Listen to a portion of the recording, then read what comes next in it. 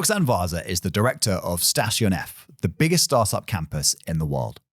Based in Paris, Roxanne is recognized as one of the most influential figures in the French startup ecosystem. The French media have called her the young empress of startups and even the new pope of high-tech in France. Roxanne was formerly a tech journalist and a startup ambassador for Microsoft. She was then personally selected by the French billionaire Xavier Niel to spearhead the development of Station F in Paris. Roxanne is a key reason why France became a tech superpower in less than a decade. That's the giant idea for today. In the first 5 years of Station F's existence, it's supported more than 5,000 French startups, and more than 90% of them are still in operation today. Their unicorn companies include Hugging Face, a $5 billion company almost, and Alain, also around the $4 billion mark. It has been estimated that during the first 5 years, the companies from Station F have raised more than 8 billion euros and created almost 50,000 jobs. Welcome, Roxanne. What did the Paris tech ecosystem look like before you and Xavier Niel and President Macron really turned it around? I love this question. Thank you so much. And thank you so much for having me on the show. Well, I don't think we're the only ones that contributed to making this change. And I think some people in the names you mentioned maybe contributed in a bigger way than others. But I do think the ecosystem has changed a lot. When I think back to what it looked like before Station F and also before Macron, because we launched right around the time that he became president in 2017.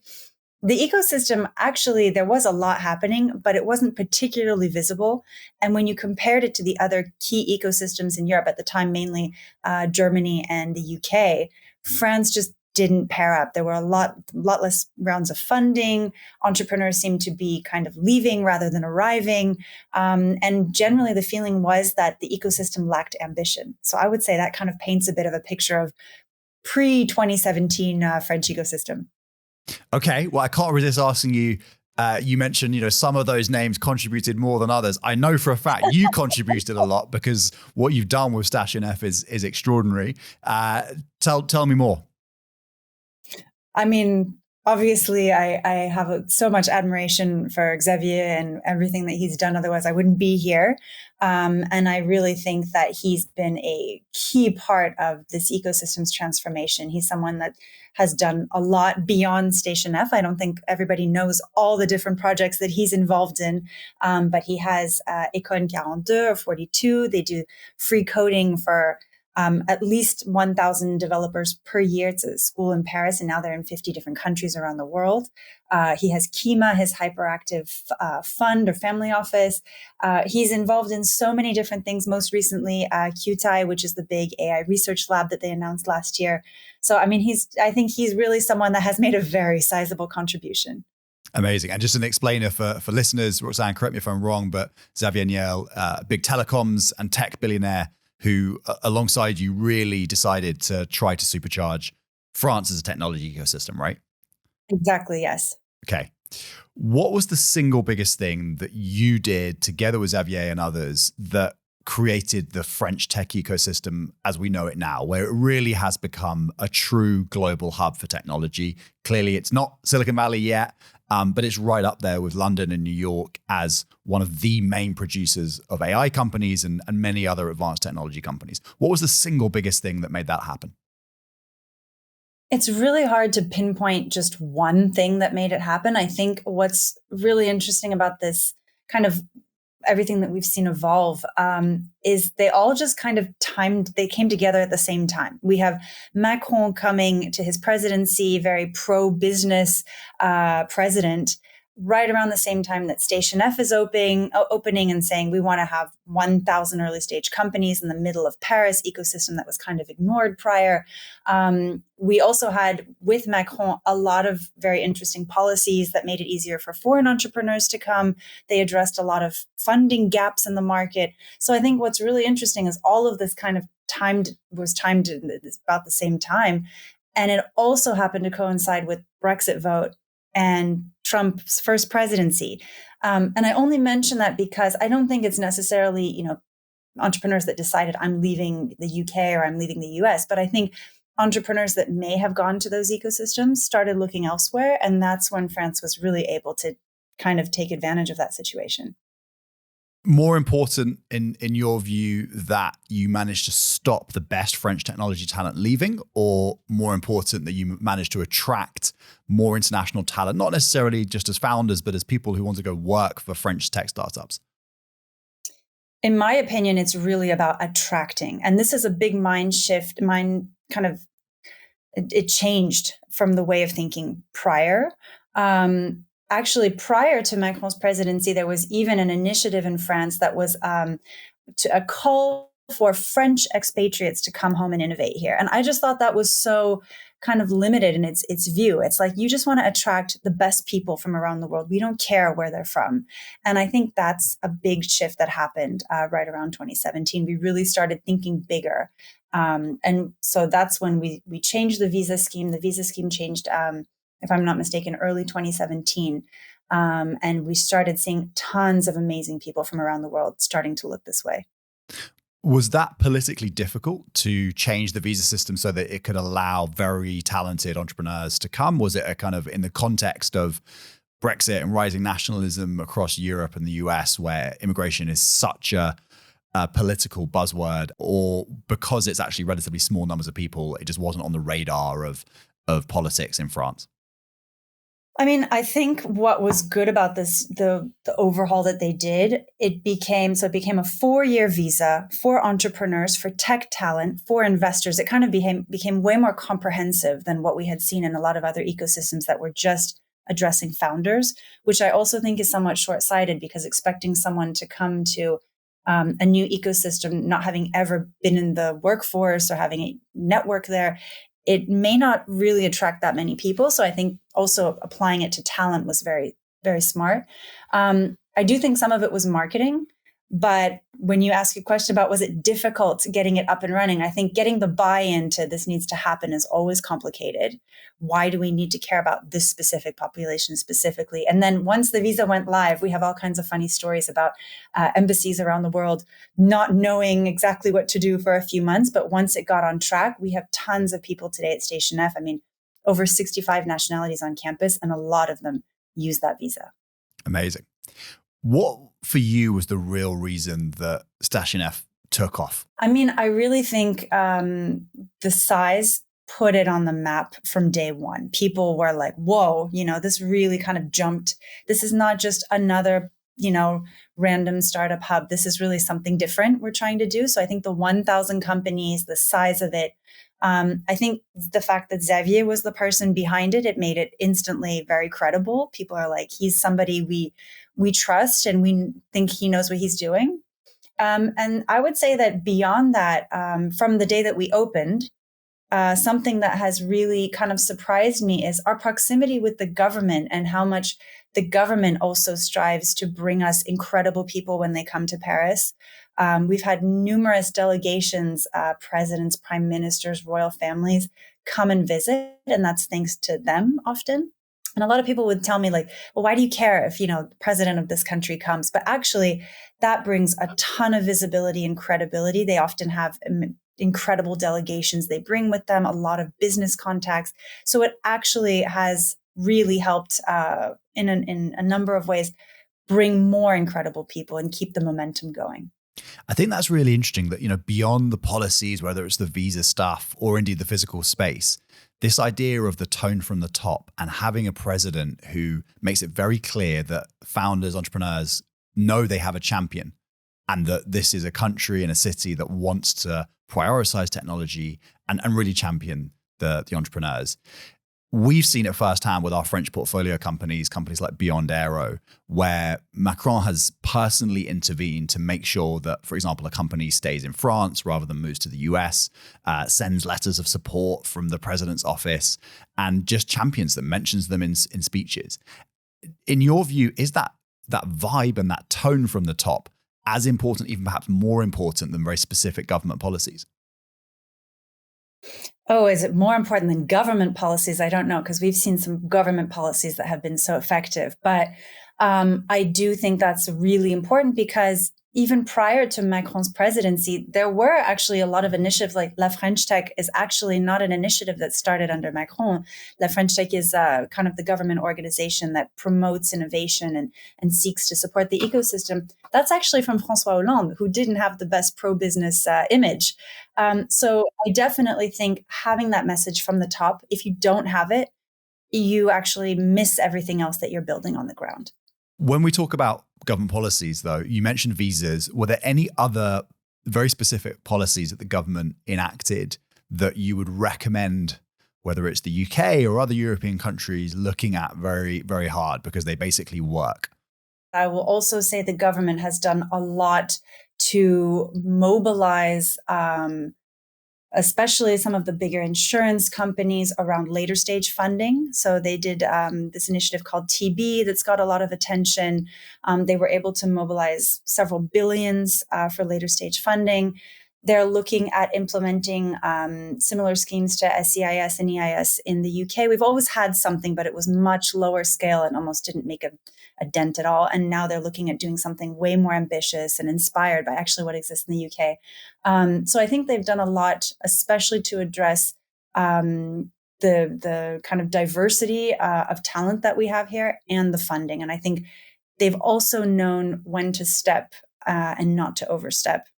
And then I'll also just mention that this is not with the Macron government, but there have been some tax credit schemes that have been around for a while, but I feel like they have really been able to play into how incredible those are. So those are especially for research tax and also a special tax scheme for young, innovative companies. Got it.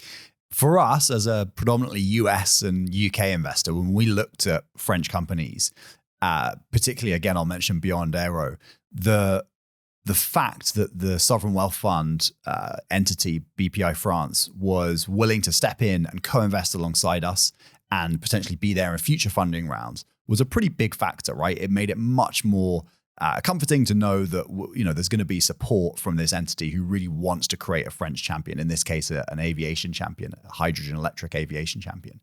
What's your take on whether that's a good thing, that actually rather than just policy and sort of general support for entrepreneurship, you've got an entity like BPI France who is going to basically try to pick winners and invest directly into French technology startups? Do you think that's a good thing? I'm the biggest fan of BPI. So, I mean, it's funny because quite a few years ago, people would question BPI's existence and is it good to have a public funding entity? Because in a lot of other markets, that kind of actor doesn't exist. Maybe in the US, you have much less public funding. And so those kind of ecosystems just don't understand it as much. Here, BPI is really a powerhouse for this ecosystem. They're doing early stage grants. They're doing exactly as you said, they're investing alongside really credible funds at kind of that mid stage. They're in the later stage. They're also a fund of funds. I mean, they have their hands in everything. But I also think they're doing it in a really smart way. They have their team is incredible, very credible investors. So I would say this is an example of them making a huge contribution and it actually working. For sure. We've seen it work really well. I mentioned BPI France in obviously France. That's definitely attracted investors like us at Giant to come and invest in French tech companies, but also in Denmark. One of our LPs, one of the investors in Giant for us is the Danish Sovereign Wealth Fund. And we have had investment from them, which has then spurred our interest to look at Denmark. And then we've actually co-invested alongside them as early as a seed stage. We're giving companies like Agrina, which is now a very important green tech company in Europe, their initial funding from us plus the Sovereign Wealth Fund.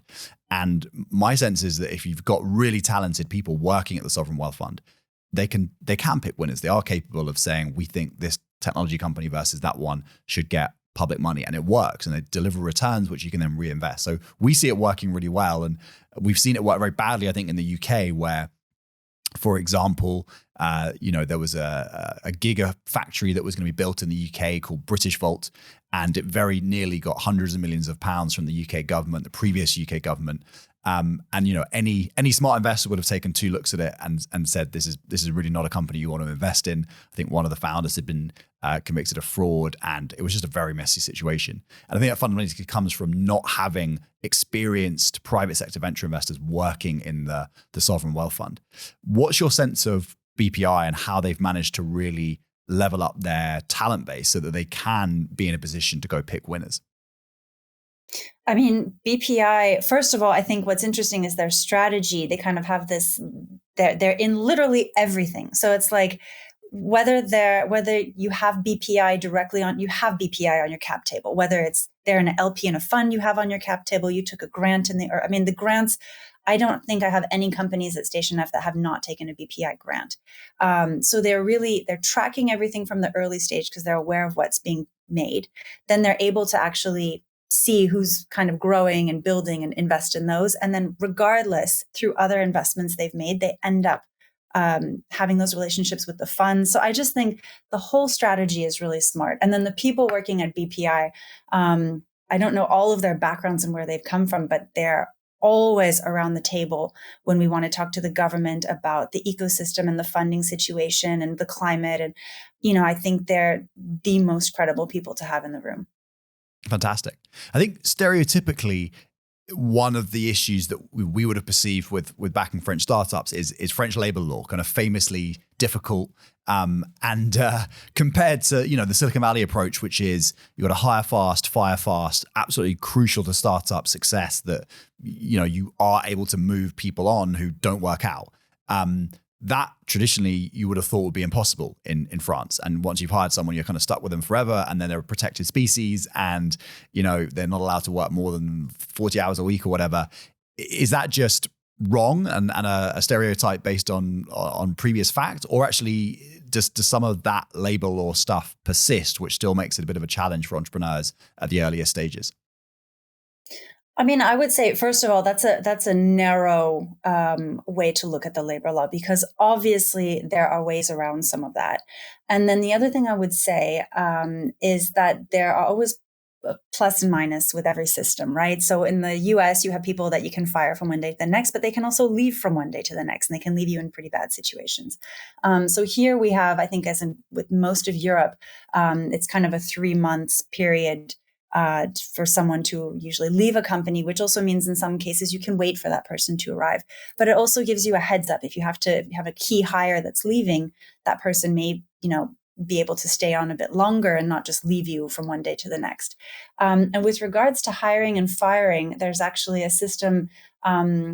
It's kind of like an agreement to leave the company. So the employer and the employee can make a decision that we actually don't want to work together anymore. And it can end up being much, much cheaper than having to fire, much less painful than having to fire. But I think we all have heard about those crazy stories that end up in the court and costing so much you have to shut down the company. I mean, I actually think in the startup ecosystem, we really don't see that kind of thing too much. I can't actually really think of any companies that have come to me like, we can't hire, we can't make it work.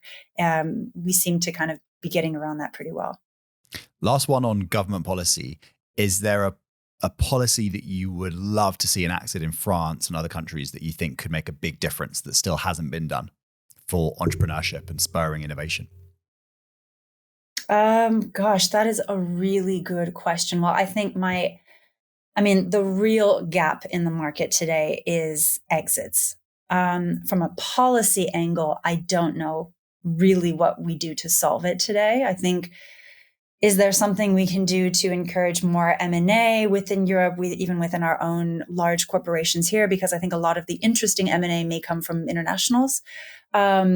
But then the IPO market is really something that I think is probably going to take way more effort to solve. But that is where I see we need to tackle that next. Otherwise, we're going to have a problem. I completely agree. I think if you're a founder in France or the UK, I think there is so much capital available. There are amazing accelerators. There's places like Station F in France. There's so much there for you. It's never been cheaper to start a company, but we really do struggle in Europe, I think, with creating very large technology companies because of our public markets. That feels like a very hard thing to fix, because you can do whatever you want in terms of government policy and incentives. But ultimately, if you don't have public market investors, in London or Paris who value growth, who value technology, you can't fix that as a government. There's nothing you can do. Do you have any views on how we can fix that? Because it seems to me until we do, we're not going to get the next Google, the next Nvidia in the UK and Europe. And I think Nvidia is bigger than has a bigger market cap than the entire German stock exchange plus Holland and one other, I think. So this is obviously a really serious problem.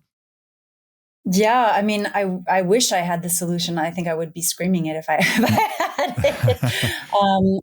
I think it's something that's going to take a lot more time. It probably has to also do with a lot of, probably has to do with more like education of the market more than anything, educating the investors. But yeah, I genuinely, I don't know. And I think that's probably something where the ecosystem has spent a lot of its time worrying about creation. And I think rightfully so. We didn't have people building and people getting funded and people being able to grow. And I think it also shows the maturity of our market that now we can turn our attention to that. But I don't have the answer to that question. Okay. Let's talk a little bit more about the path to building very big technology companies in France, the UK, Germany. There are very, very few $50 billion plus companies of any type, let alone technology companies in Europe that have been created. Arm is one example, which is very big now, but very few others. What do you think it will take to see the first $50 billion, trillion dollar technology company built either in France or the UK? Really good question. So Xavier Niel, our founder, has been on a bit of a media rampage lately, telling all the big AI companies in Europe not to get acquired. So I will repeat that message. I think, first of all, we do have a tendency of maybe selling early. And I think especially where we have huge potential, there's some topics right now, like especially in AI, we're seeing quite a lot of interest. It could be easy for a company to want to sell early. So I would say that's probably number one. I'd say number two, and it's something that I hear a lot of the scale-ups talking about, is just in terms of the talent that we have locally, we just don't have a ton of experienced people that have kind of lived even through the IPOs or exit phases of a company. So I think that is maybe a talent component that we should be looking at as well, and that maybe we just have less of on the ground. So I would say those are probably two things I could think of. But I definitely think some of the criticisms that we were hearing years ago of we're lacking ambition, we're lacking investors, we're lacking talent to build the companies, it's definitely changed a lot.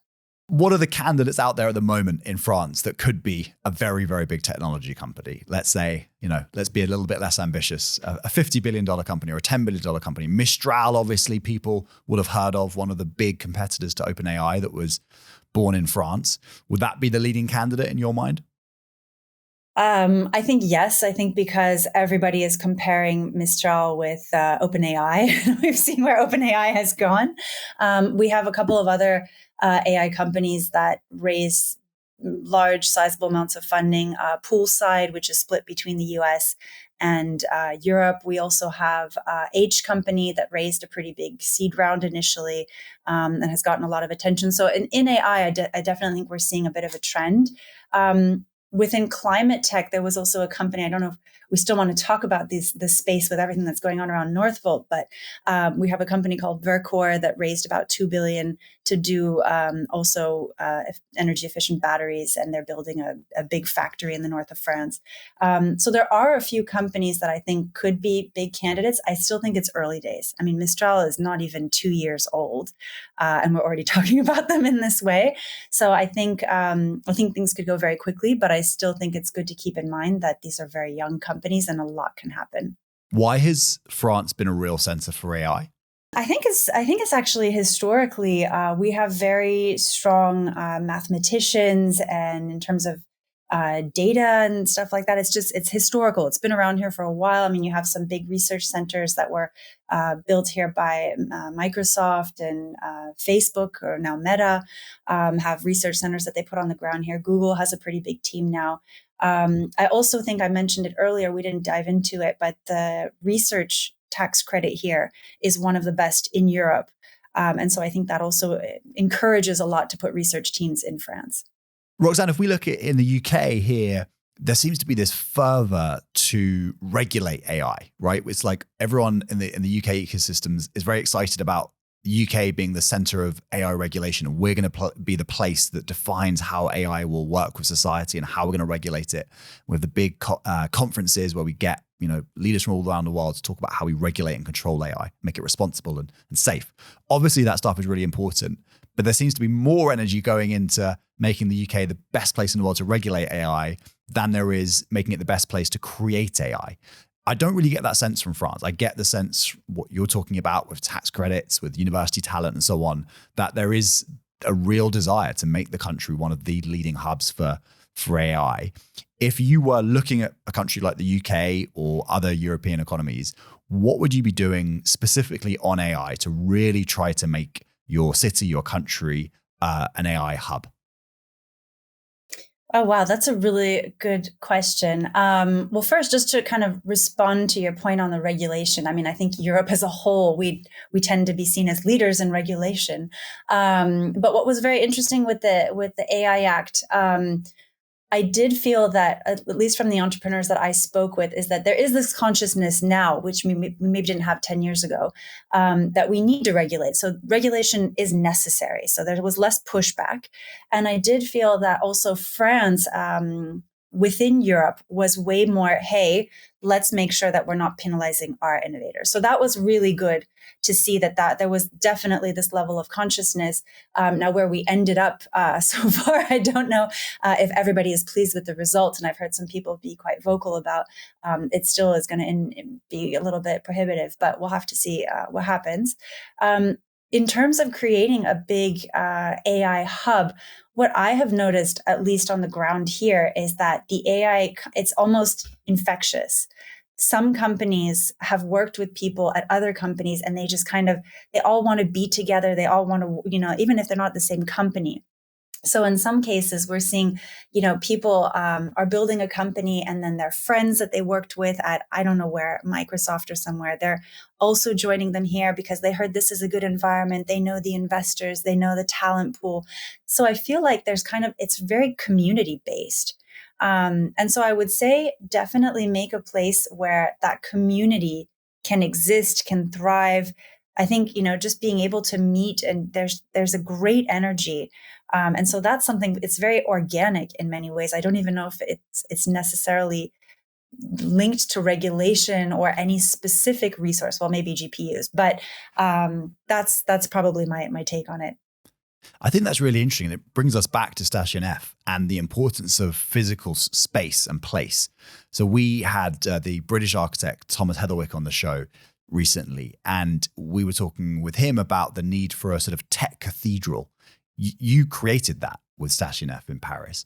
How important do you think physical places to have something like that in a city, whether it's because it's a symbol and it, the size and scale and beauty of it just symbolizes that this is important for the city, but also the other elements you're talking about, the chance meeting in the corridor, trying to bring entrepreneurs together to, in a sense, replicate what was so special about Silicon Valley and still is so special about Silicon Valley, where you had just these clusters of brilliant entrepreneurs and investors who would bump into each other. And so you would have that serendipity of, going, oh, wow, I didn't realize you just left your company. Come and be my co-founder. Or, getting the first angel ticket in from someone who's just physically next to you. I'd love to hear your view on physical space. Yeah, I mean, I don't think my response will surprise you because I obviously love physical space, but I actually have to say, I don't think when I started this job, I appreciated the impact of physical space and face-to-face meetings. And I say that we've gone through a lot in the last 7 years. We've gone through COVID. We've seen people really, go to very different ways of working together and meeting with each other. I do feel that at least this is an ecosystem that really values face-to-face meetings. They value, in-person events. I just feel that at least this is an ecosystem that cares deeply about that. I'm also seeing more and more, there's all kinds of tools and online communities where people can exchange with one another. It's not the same as sitting next to them. It's not the same as bumping into them. It's not the same as having lunch with them. That just puts you on a different level. So while you could probably email anybody and get the answer to your question, being able to show them something and just get their feeling and their reaction to it, I think that's the kind of thing that really only happens in a physical space.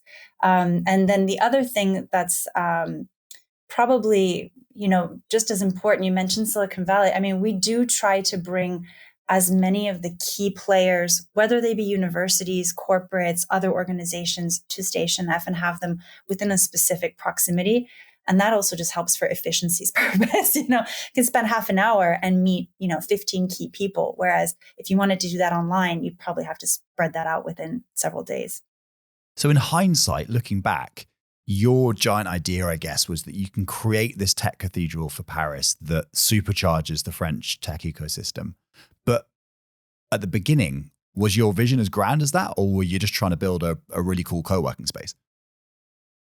I mean, the vision in the beginning was put France on the map. We think we didn't understand what the map could actually grow to be. We thought at least we want to be compared to, London and Germany. We at least want to be visible. We want people to stop by here. We want people to meet our companies. I genuinely don't think we expected so quickly to take the space that we're taking today in the ecosystem. So we talked a lot about the influence of President Macron. He can't run again. He's gone in 2027 at the latest. What happens when the big champion of the French tech ecosystem politically leaves? And specifically then what happens if he's replaced by someone like Marine Le Pen? It's a very, very good question. And it's a question that we are starting to ask ourselves as well and be prepared for. And I think we got a little bit of a dose of it this summer with the political situation here. I mean, I do think there's a risk. We don't know today who it could be.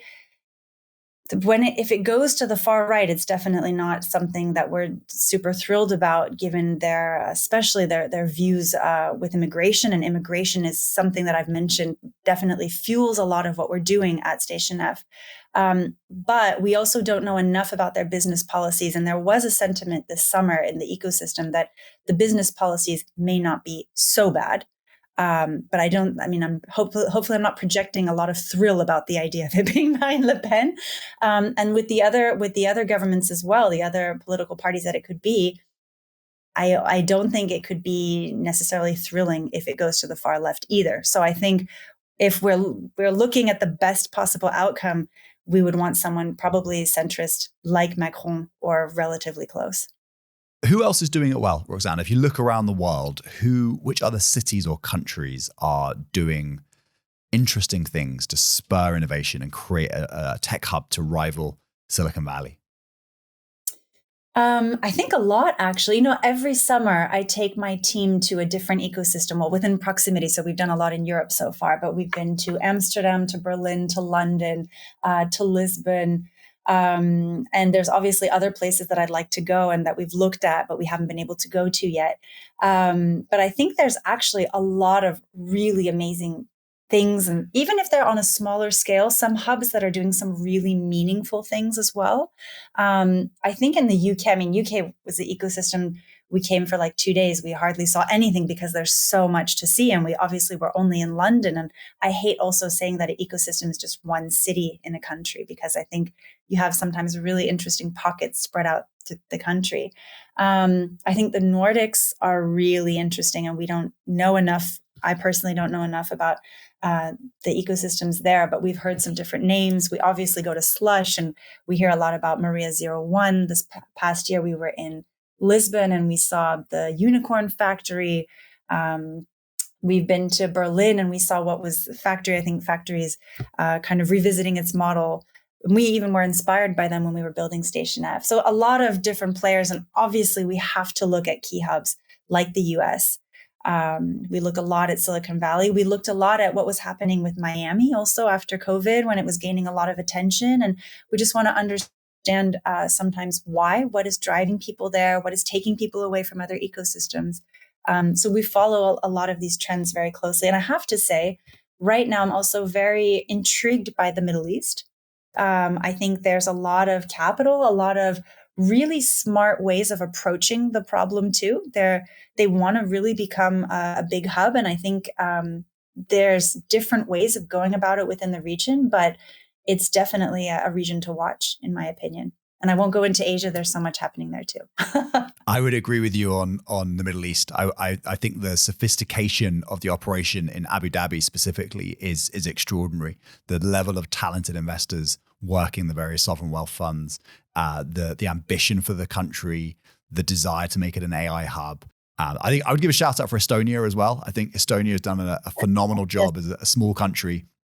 One of the highest per capita, unicorns per capita anywhere in the world. Brilliant Prime Minister Kallas, who she's just left to take the foreign policy job in the EU. But I think what they've done is interesting because they've been great at sort of joining up government policy to innovation where, everyone in the country has their health data in one app, and that data can be mined by health tech companies, and just really advanced stuff going on in Estonia. So a shout out for the Estonians as well.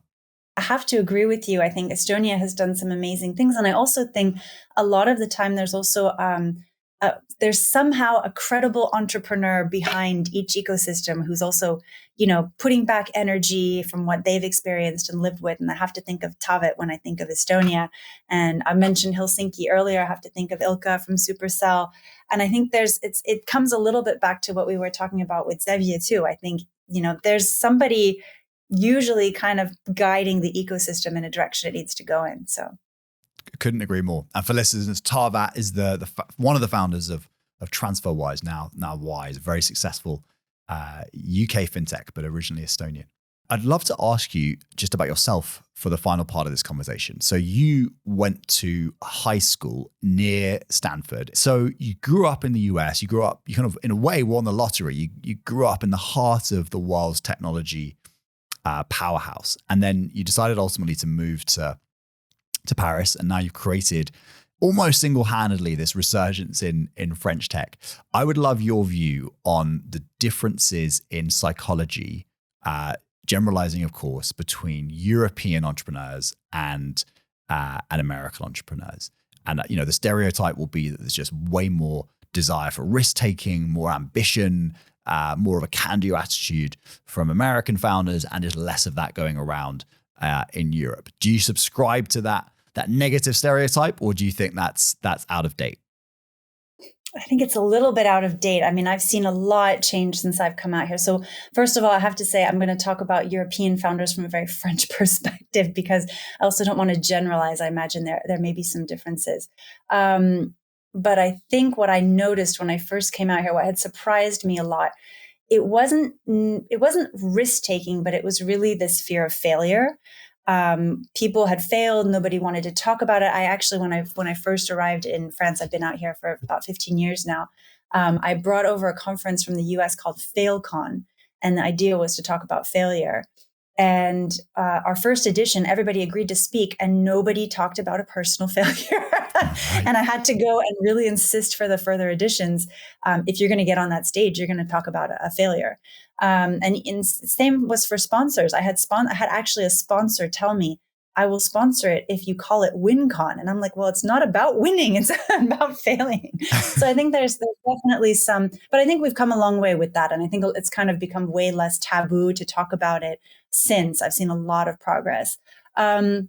But I think maybe one thing that I actually still notice today is actually the relationship with money. And I think that it's very taboo, especially in the French ecosystem, to say you want to make a lot of money, that you are making a lot of money. Like, money is just not really in the discussion. And I think in the US, it's a very kind of normal thing to mention in a conversation about a business. We do these public talks at universities around Europe. And we went to the London School of Economics the other day. And the moderator, this academic, asked me why I thought the LSE had produced a lot of unicorns compared to other universities.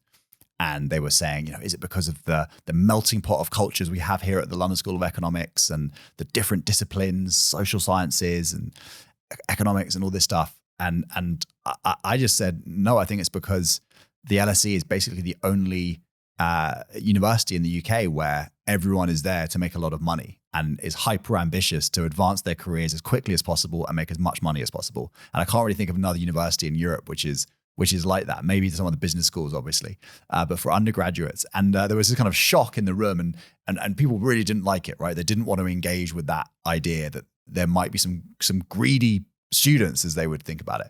But I totally agree with you. I think there was a lack of comfort in Europe talking about and thinking about, how do I generate wealth for my family and myself?